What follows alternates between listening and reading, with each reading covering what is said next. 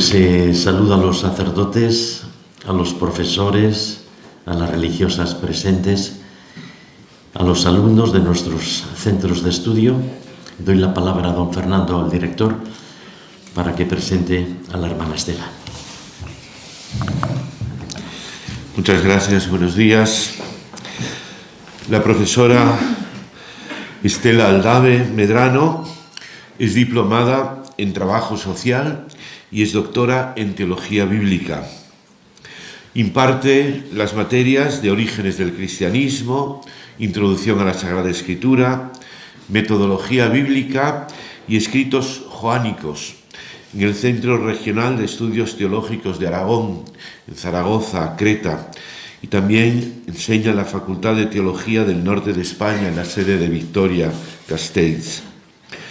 Nació en Logroño y pertenece a la congregación de las Hermanas Terciarias Capuchinas de la Sagrada Familia, fundadas por el capuchino Luis Amigó a finales del siglo XIX, principios del siglo XX.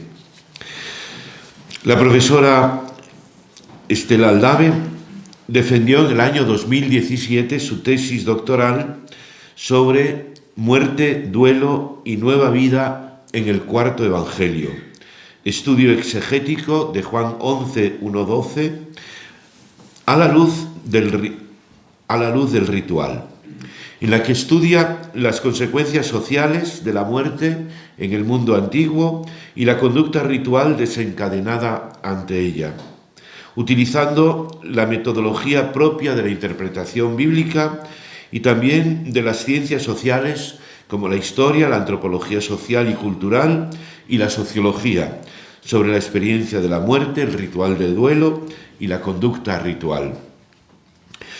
Se ha dedicado naturalmente al estudio bíblico, al estudio de la teología y sobre todo de personajes bíblicos que ella llama secundarios e invisibles, como Rebeca, Raquel, Lía, la mujer samaritana, María de Betania, o también temas como la esclavitud y el cambio de estatus en el cuarto evangelio, o su reflexión sobre seguir a Jesús en tiempos de grandes transformaciones, migraciones, tecnología y vulnerabilidad. Hoy nos va a ofrecer una ponencia ampliamente trabajada sobre la relación entre los evangelios de Marcos y Juan, modelos de comprensión y cuestiones que plantea.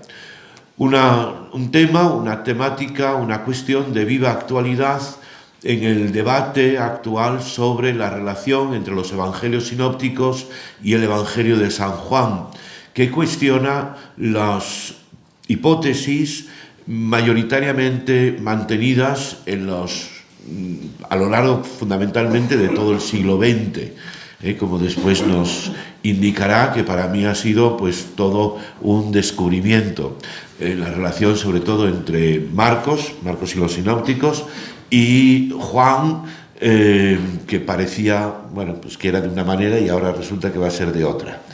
Por eso la vamos a escuchar con viva atención y le agradecemos muchísimo su presencia en nuestros centros de estudios y su aportación a la teología bíblica y en este caso a la historia de la redacción de los evangelios. Pues buenos días. En primer lugar, un saludo a don Jesús Sanz, arzobispo de Oviedo, y mi agradecimiento al Instituto Superior de Estudios Teológicos de esta ciudad, en especial a su director, Fernando Llenín, por su calurosa presentación y también por la invitación a participar en este acto académico celebrado con motivo de la festividad de Santo Tomás de Aquino. Para mí es un honor hacerlo en el marco de esta fiesta que nos recuerda y también nos da la oportunidad de agradecer nuestro compromiso con el estudio y la enseñanza de la teología a todos, profesores y alumnos. El tema que voy a desarrollar, que acaba de presentar don Fernando, es relevante y apasionante. Como vamos a ver, ha atravesado distintas fases en la historia de la investigación, en la que ha habido distintas posturas, primando en unos momentos unas y en otros otras. presenta varios aspectos muy difíciles de resolver, quizá irresolubles, y tiene implicaciones, a mi juicio, de bastante calado para comprender los evangelios y su formación, y también las características y desarrollo del cristianismo naciente, como voy a tratar de mostrar. No he traído presentación, entonces voy a presentar ahora en primer lugar los puntos que voy a desarrollar y voy a intentar que mi exposición sea clara y nadie se pierda por el paseo que vamos a hacer por los textos. En primer lugar, me voy a fijar en las semejanzas y diferencias entre Juan y los sinópticos con el fin de tener presentes los datos más significativos. La mayoría de nosotros está familiarizado con los textos, pero los voy a refrescar para que nos orientemos con más facilidad. En segundo lugar, voy a presentar cómo ha explicado la historia de la investigación, la relación entre el cuarto evangelio y los otros tres, así como el actual estado de la cuestión. Adelanto ya, tal y como sugiere el título de la ponencia, lo que hoy está principalmente en juego es la relación sobre todo entre Marcos y Juan. Sin embargo, creo que conviene tener en cuenta que también hay datos comunes entre Mateo y Juan por una parte, Lucas y Juan por otra, y que todo esto plantea preguntas y hacen la cuestión más compleja. En tercer lugar, vamos a ver un caso que es bastante claro, que es el pasaje de la escena del Cedrón y el prendimiento, donde hay distintos detalles, motivos que hacen ver con relativa claridad que parece que hay aquí una especie de relectura de Marcos por parte de Juan.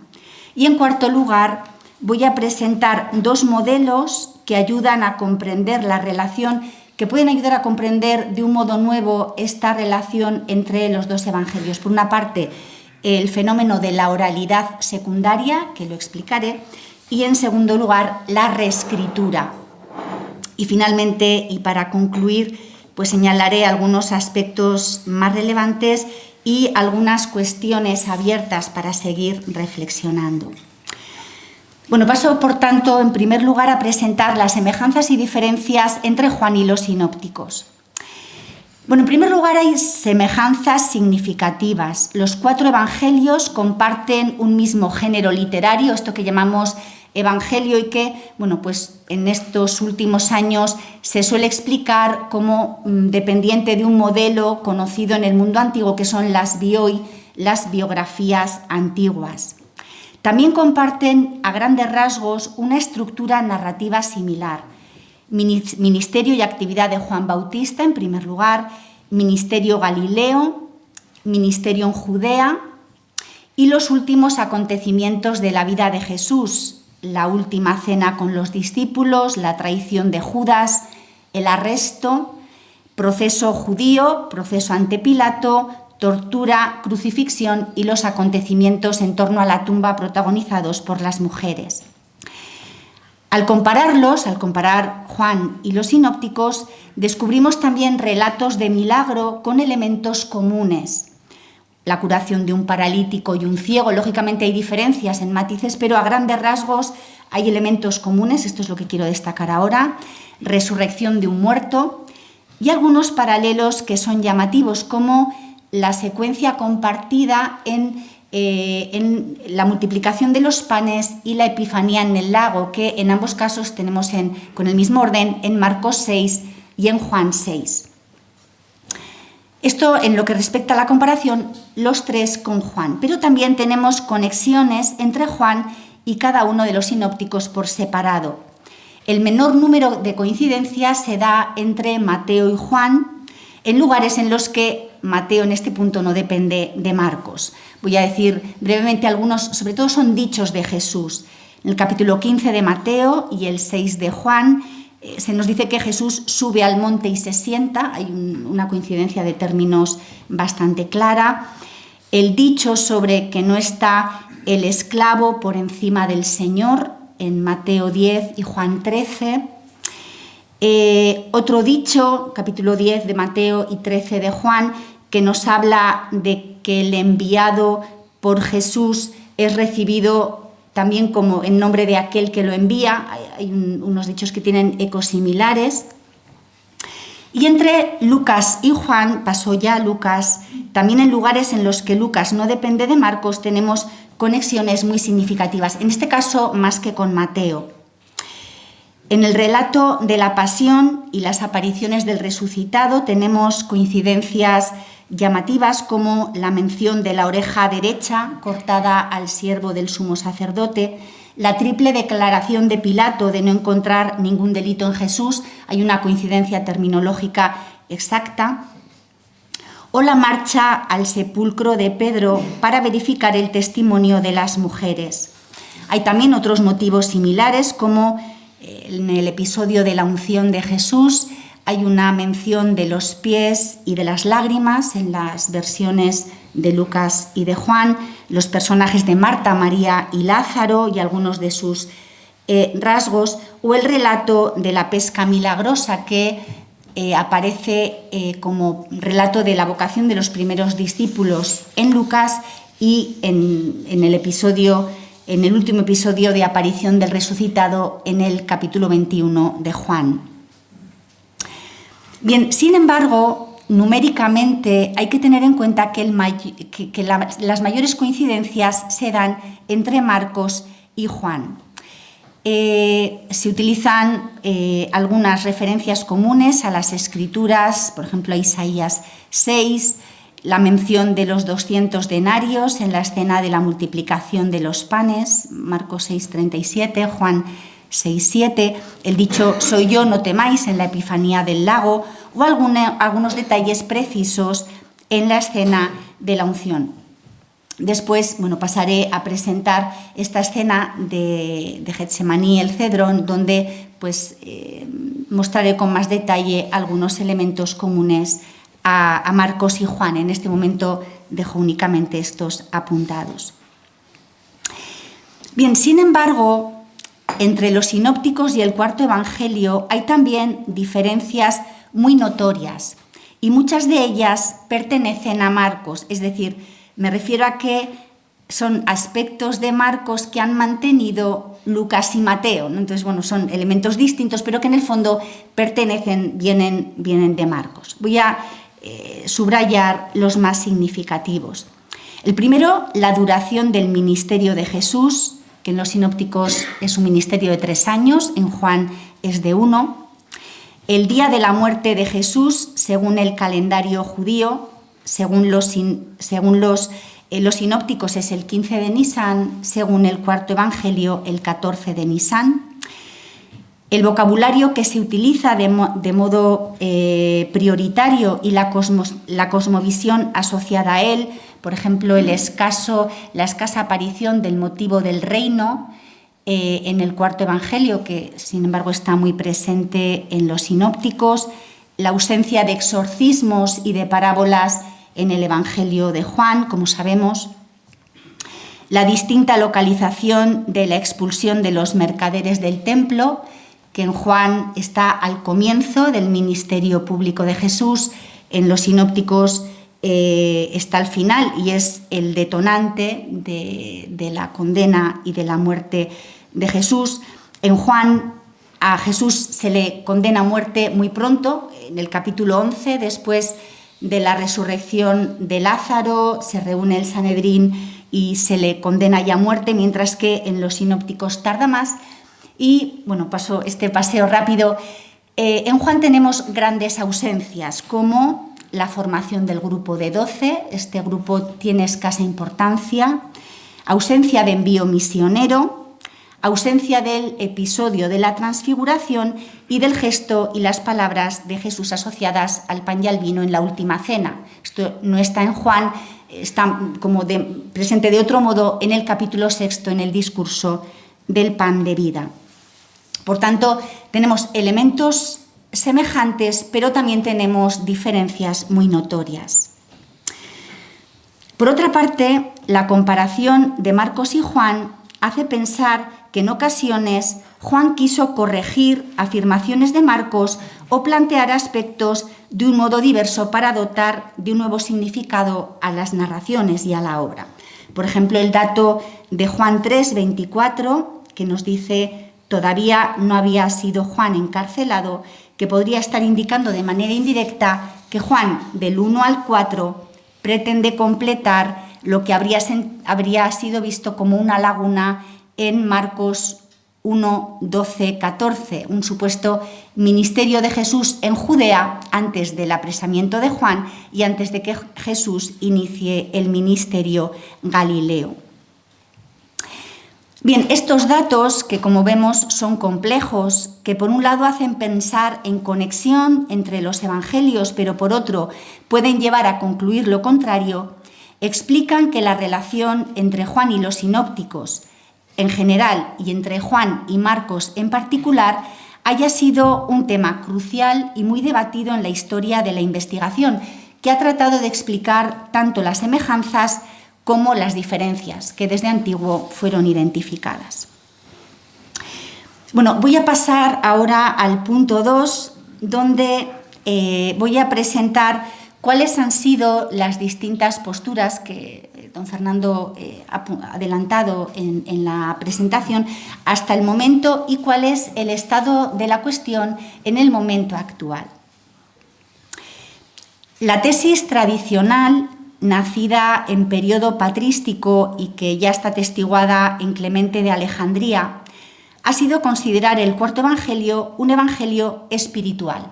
Así lo llamamos, ¿no? El evangelio de Juan es el evangelio espiritual, una idea que conlleva implícitamente la consideración de que Juan redactó su obra sobre la base de los sinópticos para complementarlos después con su propia visión e interpretación de Jesús.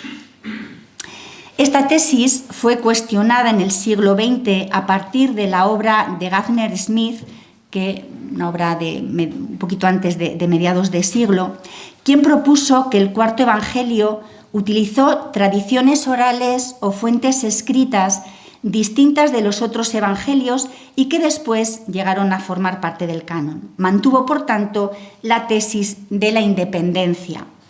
Esta tesis está debajo de las posteriores de las grandes figuras de los escritos de Juan como Dodd, Snackenburg, Brown o Kester. En tiempos más recientes, Borgen o Stanley Porter continúan manteniendo esta visión de que Juan fue independiente respecto a los sinópticos. Entre estos que mantienen la tesis de la independencia están los que, como Bullman o Fortna o Nicole, han propuesto la existencia de distintas fuentes para explicar el origen del cuarto evangelio, entre ellas una fuente de signos y el relato de la pasión. Esta tesis, que es la que llamamos tesis de la independencia, suele mantener que hubo unas fuentes preevangélicas comunes que explicarían las semejanzas con los sinópticos y otras propias de la tradición de Juan que explican las diferencias. Solemos hablar también en el aula de tradiciones sueltas, como por ejemplo estas que explican la vocación de los primeros discípulos en el capítulo 1 o la escena protagonizada por la mujer de Samaria, una fuente de los signos, un relato de la pasión propio también de Juan y una fuente de dichos que puede ser el origen de los discursos, de estas largas secciones discursivas del cuarto evangelio. Los que mantienen la tesis de la independencia. Sin embargo, un sector de la investigación continuó poniendo de relieve las similitudes entre Juan y los sinópticos y no quiso abandonar la idea de la dependencia del cuarto evangelio respecto a los otros tres, sobre todo de Marcos. Las propuestas en este sentido no son unánimes. Algunos proponen, sobre todo, relación con Marcos, otros entre Marcos y Lucas y otros relación con los tres. Hay que destacar aquí un representante de esta postura que es Barrett, que tenemos el comentario traducido al castellano, que es una obra bastante antigua, pero que tradujo Christian Duff en torno al año 2000. La tendencia más reciente, sin embargo, entre los que están autores hoy de primera referencia en los estudios de Juan, como Zumstein, Frey o Atrich, subrayan sobre todo la relación del cuarto evangelio con Marcos. Estos tres últimos estudiosos han participado en un importante trabajo relativamente reciente que recibe este título, se publicó hace año y pico, John's Transformation of Mark, en cuyo origen hay una investigación que pretendía justificar que Marcos y Juan representaban líneas de tradición independientes. Es decir, hubo un intento de investigación donde quisieron buscar razones que explicaran la tesis de la independencia. Sin embargo, curiosamente, cuando se pusieron a trabajar sobre los textos de manera independiente, según lo que dicen ahora ellos, ¿no? Pues fueron encontrando que los rasgos comunes parecía indicar precisamente lo contrario, de tal manera que el título de la obra es este, ¿no? La transformación de Juan del Evangelio de Marcos. Por tanto, pues como decíamos al inicio, se ha producido un giro en la comprensión del origen de Juan. Bien, por su parte, Richard Bauckham ha defendido la tesis, discutible en algunos de sus detalles, pero razonable en otros, que Juan no solo conoció y utilizó Marcos, sino que escribió su Evangelio para una audiencia que conocía a Marcos y con su obra quiso completar o modificar la información de este último. Bueno, la tesis de Bauckham depende aquí de sus presupuestos de los Evangelios para todos los cristianos, que él considera que todos tuvieron una audiencia universal, que todos fueron escritos para todos. Bueno, aquí hay muchas cuestiones de fondo en las que ahora no voy a entrar. Bien, en conclusión, podemos decir que ninguna teoría ha llegado a conclusiones definitivas. Por una parte, las notorias diferencias entre Juan y Marcos hacen que sea difícil demostrar de una manera conclusiva que el primero conociera y utilizara el segundo. Por otra parte, las semejanzas se limitan muchas veces a ecos y evocaciones que tampoco son concluyentes. Pero por otra parte, tampoco es posible verificar la tesis contraria de la independencia porque tampoco se pueden obviar las conexiones que existen entre todos. Por tanto, los textos que tenemos no nos permiten llegar a conclusiones definitivas. Bien, pero voy a dar un paso más, me voy a fijar, vamos a introducirnos un poquito en la escena del Cedrón para, bueno, pues poner sobre la mesa algunas conexiones y lo que quiero mostrar que es que podemos ver en Juan, al menos en algunas de sus partes, una interpretación del relato marcano. Bien, en el cuarto evangelio, la escena del prendimiento está ubicada justo después de la ruptura narrativa que está ocasionada por los discursos de despedida. Bueno, para los que no estemos tan familiarizados con el Evangelio de Juan, en 14:31 estamos en la cena, Jesús dice, levantaos, vámonos de aquí, pero en 15:1 tenemos el discurso de la vid y los sarmientos, por tanto no hay ningún movimiento. En realidad el grupo se pone en movimiento en 18:1 cuando se dirigen al Cedrón. Bueno, pues bien, en 14:31 este levantaos, vámonos de aquí, es la misma expresión que tenemos en el relato de Marcos dentro de la escena del huerto, es decir, después de la agonía, de la oración agónica de Jesús, justo antes de que lleguen a prender a Jesús, Jesús dice las mismas palabras, levantaos, vámonos de aquí. Por tanto, digo esto porque, aunque en Juan estas palabras están en 14:31, que están bastante lejos de la escena del prendimiento, en realidad, si quitamos los discursos, están bastante cerca. Bueno, esto es un dato. Un segundo dato, sabemos que Juan no consigna la oración en Getsemaní ni lo que llamamos la agonía de Jesús, pero adelanta un motivo semejante a 12:27, donde es el contexto donde se habla del grano de trigo, si no muere no da fruto. Jesús habla de la turbación del alma, ahora mi alma está turbada. Entonces, bueno, esto es lo que solemos llamar Getsemaní joánico, que no está en la escena del huerto, pero sí está un poquito antes.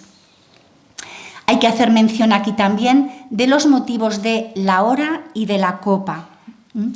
En la escena de Marcos de Getsemaní se menciona la hora, Jesús le pide a Dios que pase de él la hora, aunque después acepta la voluntad divina, pero en Juan la mención de la hora aparece de otro modo. En 12:27, voy a leer el texto, en este dicho que acabo de mencionar: mi alma está turbada, ¿qué voy a decir?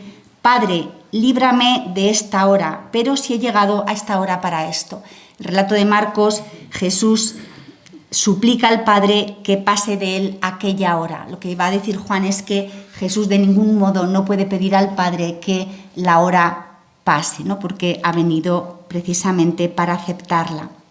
Un motivo similar es el de la copa, donde en Marcos Jesús pide verse libre de la copa para aceptarla después al final, pero en la escena del prendimiento de Juan, Jesús niega taxativamente a Pedro que vaya a rechazar la copa del Padre.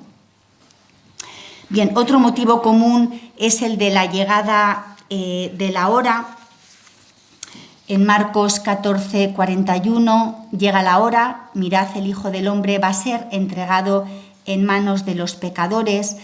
En Juan se habla de que ha llegado la hora de la glorificación y que llega la hora en que el príncipe de este mundo no tiene poder sobre Jesús. Bueno, nuevamente hay ecos, ¿no? Hay semejanzas, aunque la presentación es distinta en uno y en otro.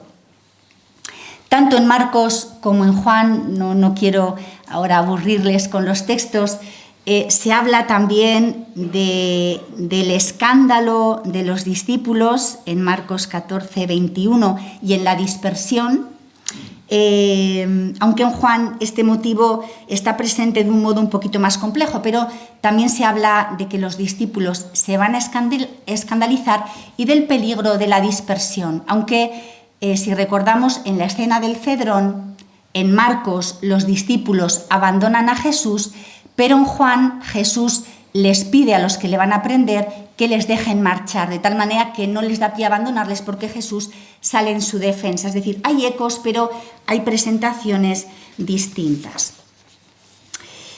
Bien, en estos datos, aunque sea de esta manera un poco rápida, podemos ver que por parte de Juan hay una especie de interpretación del relato marcano, o incluso podemos aventurarnos a decir corrección.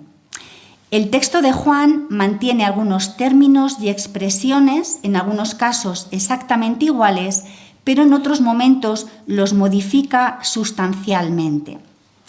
Es plausible pensar que el cuarto evangelio, conociendo la tradición de Marcos, la presente conforme a su proyecto teológico, que es, lo resumo muy a grandes rasgos: Jesús ha sido enviado a hacer la voluntad del Padre, esto aparece con mucha insistencia en el capítulo 5, acepta esta misión hasta sus últimas consecuencias, afrontando un conflicto capaz de conducirle a la muerte. Me refiero aquí, en el capítulo 15 de Juan, donde Jesús se presenta a sí mismo como quien está dispuesto a dar la vida por los amigos. A ejemplo o a imagen del buen pastor, Jesús da voluntariamente su propia vida y en él no caben ni la duda ni la súplica de algo distinto a esta voluntad. Es decir, en definitiva, en Marcos es claro que Jesús acepta la voluntad del Padre, pero en Marcos aparece la lucha de Jesús. Juan da un paso más allá de todo esto y presenta a un Jesús que, aunque se quiebra levemente en el capítulo 12, acepta su muerte sin ningún tipo de duda o con mucha menos turbación, en todo caso, y lucha interior, que en el relato de Marcos. Bien, dicho esto, vamos a dar el último paso en este camino de comprensión de estos dos evangelios, en el que voy a presentar dos modelos que son como herramientas heurísticas que nos pueden ayudar a explicar esta relación entre Juan y el Evangelio de Marcos. Aunque luego lo diré otra vez, en definitiva son dos modelos, dos herramientas que nos ayudan a ver que aunque efectivamente Marcos y Juan sean muy distintos, es posible explicar estas diferencias a la luz de estas herramientas. Es decir, que sean distintos en muchos puntos no significa necesariamente que sean evangelios independientes. Bien, para comprender el cuarto evangelio, no solo hay que hacerse la pregunta sobre cuáles fueron las fuentes de las que surgió, sino también cómo pudo producirse el proceso de su composición. Y para responder a esta pregunta es preciso tener acceso a otros datos que van más allá de las fuentes. Y me refiero a conocer cómo eran los mecanismos de producción literaria en la antigüedad, es decir, cómo se escribía. De ahí que, voy a explicar estas dos herramientas que he presentado al inicio, que nos pueden ayudar a entender el surgimiento de Juan a partir de Marcos, sin negar tampoco que pudo utilizar otras fuentes, pero también afrontando este proceso de transformación.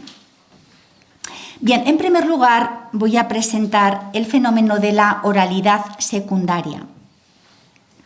Este concepto, oralidad secundaria, fue acuñado por Walter Ong y viene a señalar el proceso mediante el cual un texto escrito es leído en voz alta y recibido oralmente para ser posteriormente transmitido a partir de esta recepción oral auditiva, aunque con la mediación de la escritura que actúa a modo de filtro. La oralidad secundaria, a diferencia de la primaria, depende del acto de escritura y de la mediación de textos. Se trata, por tanto, de un proceso en el que lo oral y lo escrito interactúan. Hay una tradición influyendo en otra a partir de su lectura en voz alta, pero mediada por un texto. Es decir, que la recepción de los textos se produce vía oído, pero a partir de la lectura de un texto escrito y no solo mediante la recitación de memoria. Tenemos datos que permiten sostener que la oralidad secundaria estaba muy extendida en el contexto social del cristianismo naciente, un mundo en el que la producción escrita era limitada, al igual que el número de personas que sabían leer. Aunque la lectura no estaba totalmente ausente de la vida social, la mayoría de las personas accedía a los textos a través del oído. En el Nuevo Testamento tenemos testimonios que nos permiten comprender que este fenómeno se daba entre los primeros seguidores de Jesús. Voy a leer 3 textos, 3 versículos. La primera carta a los tesalonicenses, en 5:27, Pablo dice: «Os conjuro por el Señor que esta carta sea leída a todos los hermanos». Nos muestra a alguien que lee y otros que escuchan. Lo mismo se percibe en el Apocalipsis de Juan, en 1:3, al inicio: «Dichoso el que lea y los que escuchen las palabras de esta profecía y guarden lo escrito en ella». Es decir, hay alguien que lee y una audiencia que escucha. Y una referencia muy semejante al final del Apocalipsis en 22:18. «Yo advierto a todo el que escuche las palabras proféticas de este libro», si alguno añade algo a lo escrito. Por tanto, nuevamente la recepción vía auditiva. La aplicación de la noción de oralidad secundaria al estudio de los evangelios ha ampliado la comprensión de lo que tradicionalmente se ha entendido como dependencia literaria, y esto es lo que está detrás de la tesis tradicional de la crítica de las fuentes, ¿no? La dependencia literaria.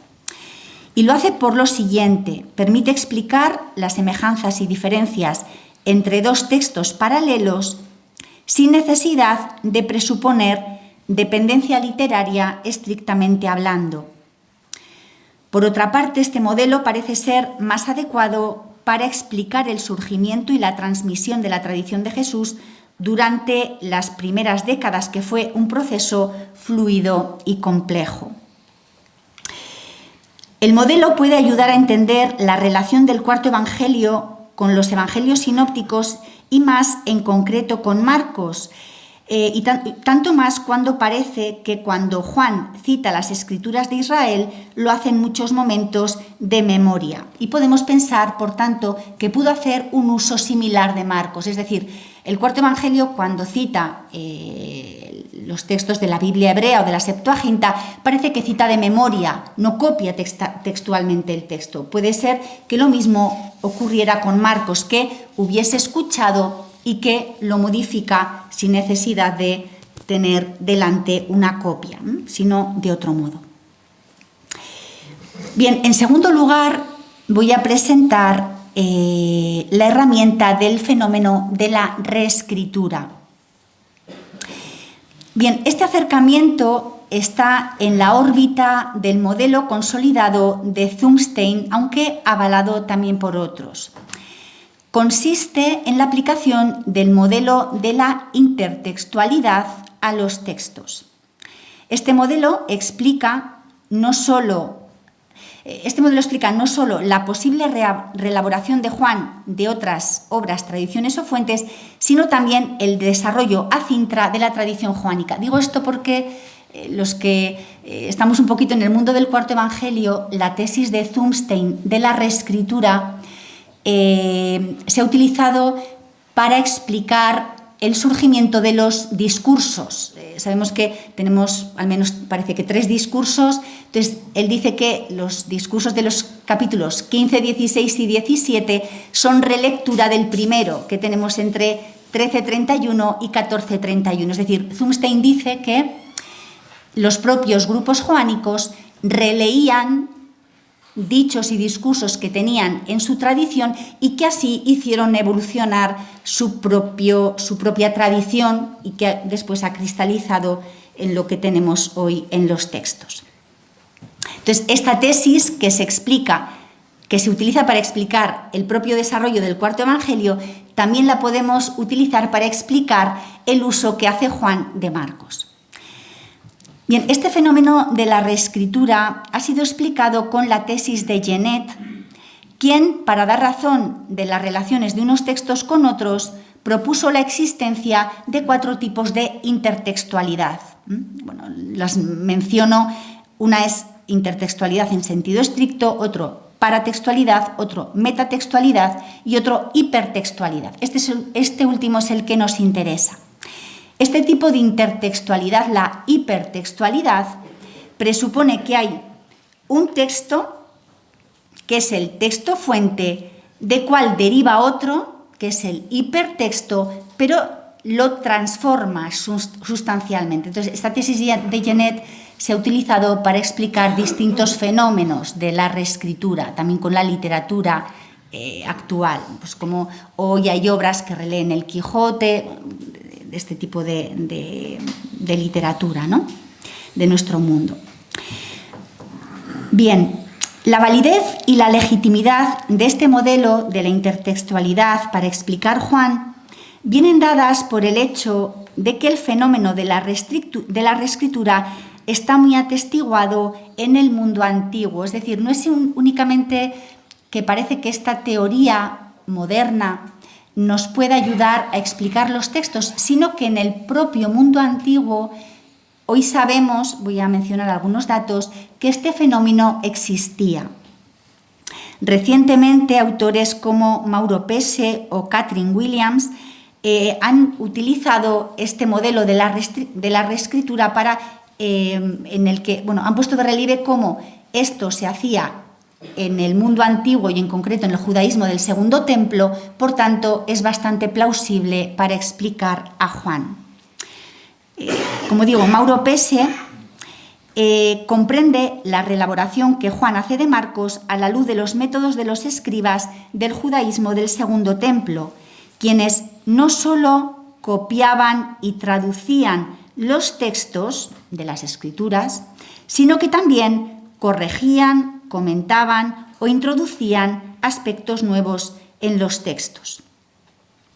Por su parte, Catherine Williams hace una aportación similar, teniendo en cuenta los datos que tenemos sobre los procesos de reescritura propios del judaísmo posexílico, entre ellos el fenómeno que se denomina Rewritten Bible, que designa las representaciones de un texto que se considera con autoridad, la escritura, pero que incorporan elementos nuevos y que conllevan un proceso de interpretación.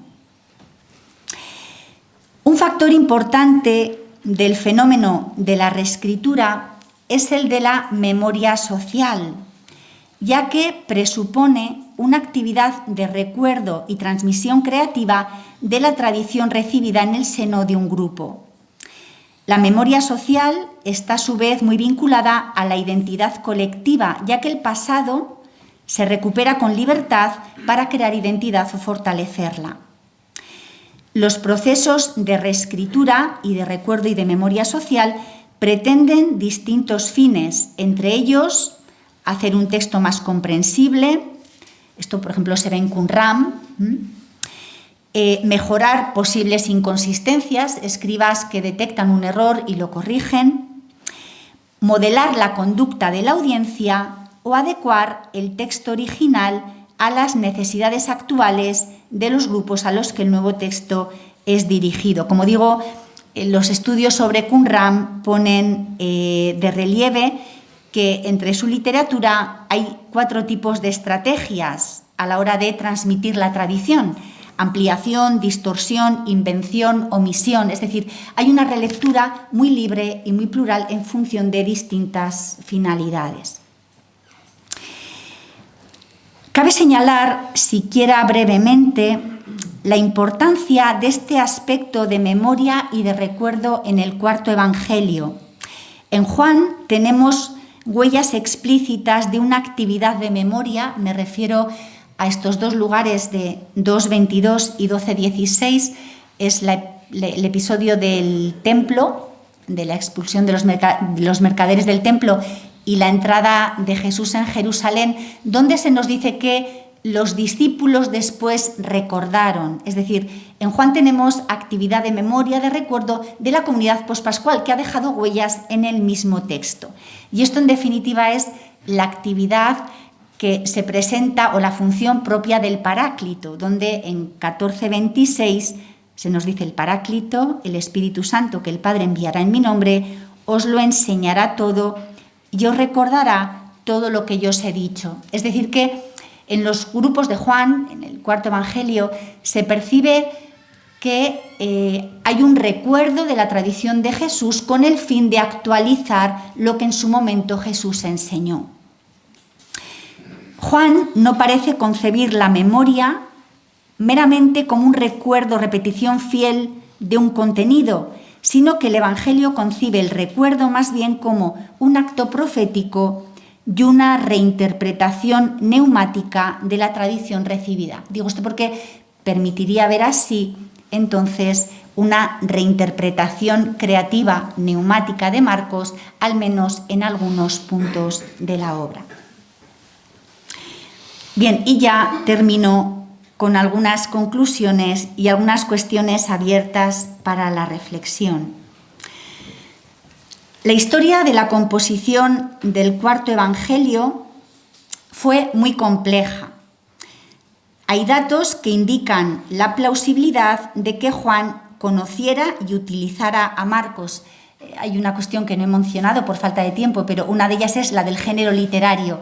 Es decir, si Juan no conoce los sinópticos, ¿cómo surge un cuarto Evangelio, una obra de un género igual al de los otros 3, sin haber un contacto previo? Bueno, esta es una cuestión que se explica de distintos modos, pero que también afecta a esto. Sin embargo, la dependencia de Marcos tampoco explica todo. A mi modo de ver, Juan también tuvo fuentes propias, dichos, milagros, relato de la pasión posiblemente, material que pudo proceder de Jerusalén y alrededores, posiblemente de origen bastante antiguo, pero en el curso de la tradición tenemos motivos para pensar que el cuarto Evangelio conoció y utilizó Marcos. Los estudios actuales, como he dicho, aconsejan comprender la composición del Evangelio en términos más dinámicos que lo que ha presentado tradicionalmente la crítica de las fuentes, las herramientas de la oralidad secundaria y la reescritura permiten explicar el origen de los textos de otro modo. Y lo que parece que podemos deducir de los datos es que Juan hace una relectura de Marcos, pero hace una relectura muy distinta de la que hacen de él Mateo y Lucas. Estos acercamientos, reescritura, oralidad secundaria, que se fundamentan en las ciencias humanas, muestran que las diferencias entre Marcos y Juan no son razón suficiente para apoyar la independencia. O dicho de otro modo, es plausible, científicamente hablando, que una obra derive de otra, aunque la transforme sustancialmente. La perspectiva de la relectura, reescritura libre y creativa de Marcos es muy afín, por otra parte, a la actividad del Paráclito propuesta por el cuarto Evangelio en estos textos de recuerdo que acabo de mencionar.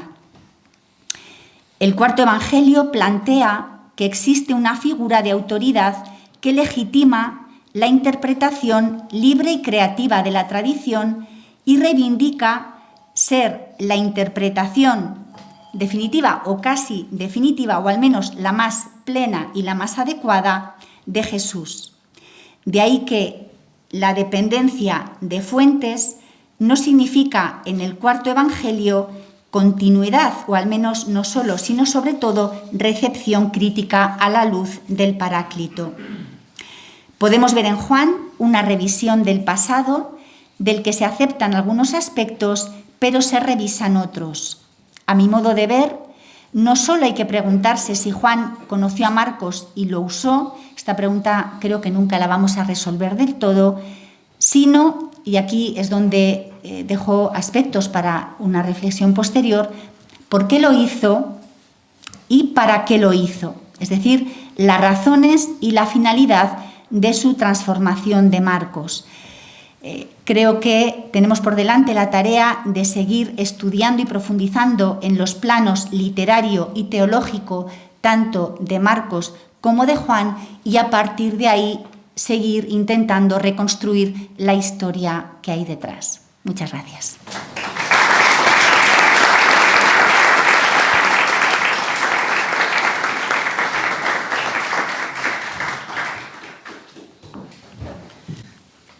Tenemos mujeres en la Biblia, como también hay mujeres cristianas en la historia.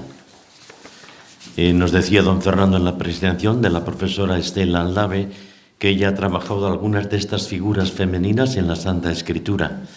Hoy celebra la Iglesia, propiamente dicho, la memoria de una mujer virgen y mártir, Santa Águeda, que especialmente en la tierra de Aragón, de la que ella ahora proviene, es especialmente celebrada, con una especie de referencia también para un feminismo sano, un feminismo integral, que mira en una santa que tuvo que pagar también con la vida el testimonio supremo de su fe cristiana.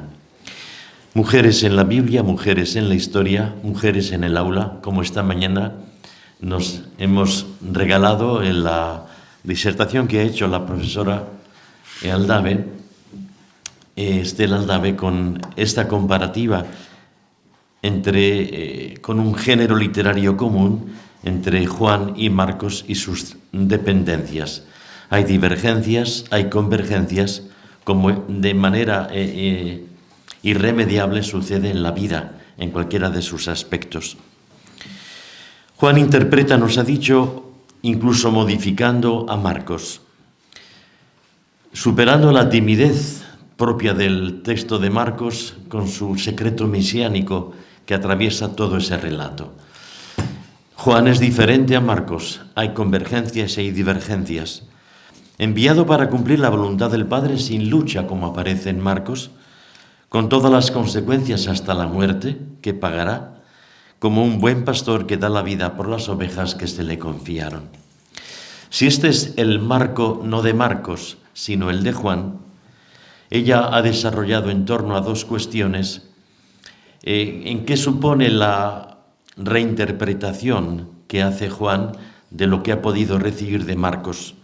La oralidad secundaria, un texto escrito que se convierte en texto hablado, un texto hablado que se hace texto vivido, texto anunciado también misioneramente. La oralidad secundaria y la reescritura en esa hipertextualidad de la que nos ha hablado ella, con una memoria social que termina transformando la vida del lector o la vida del oyente, como huellas, ha indicado, que nos marcan hitos y que supone una compañía. No es una lectura banal, sino una lectura o una audición que termina cambiando la vida del que oye o la vida del que lee. Y este es el sentido auténtico del recuerdo, esa anamnesis en el espíritu que solamente Juan señala. Recordar lo que olvidamos, llevar a la plenitud de la verdad lo que quizá no hemos captado. San Pablo tiene una expresión audaz cuando se dirige a sus cristianos para decirles: sois una carta de Dios. No somos simplemente los que hemos heredado un texto o lo que podemos memorizar en lo escuchado, sino que nosotros, si somos una carta viva de Dios, como dice audazmente Pablo, nos convertimos en portavoces y en portadores. Portavoces de una palabra que hemos heredado, portadores de una gracia que en nuestras manos alguien quiere repartir. San Buenaventura, en el Breviloquium, citemos hoy a San Buenaventura cuando estamos recordando a Santo Tomás de Aquino.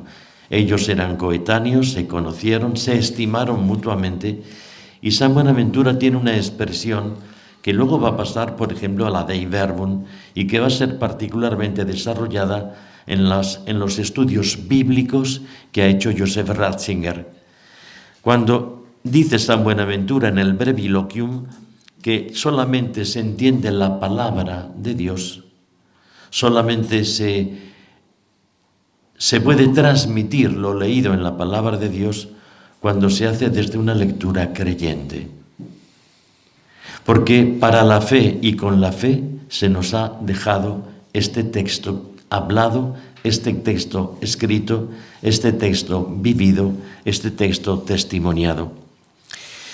Yo le agradezco a la profesora Estela Aldave el acicate que ha supuesto para nosotros, al menos para mí así ha sido, de ver que hay convergencias y divergencias, que aquí no hay nada neutro ni aséptico, que no es congelable, sino que yo lo que recibo, en la medida que lo escucho, en la medida que lo asimilo, me convierto en el portavoz y en el portador de eso que he recibido.